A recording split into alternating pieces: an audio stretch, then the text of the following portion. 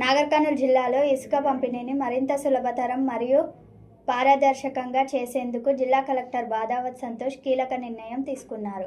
ఇకపై సామాన్య ప్రజల నుండి ప్రభుత్వ పనుల వరకు ఇసుక కావాలంటే ఆన్లైన్లోనే దరఖాస్తు చేసుకోవాలి. ఇంద్రమ్మ ఇండ్లు మరియు వ్యక్తిగత అవసరాల కోసం ఆన్లైన్ ద్వారానే ఇసుక పొందాలని తెలిపారు. జిల్లాలోని 18 ఇసుక రీచ్ల వద్ద సీసీ కెమెరాలు ఏర్పాటు చేసి నిరంతరం పర్యవేక్షిస్తున్నామని తెలిపారు.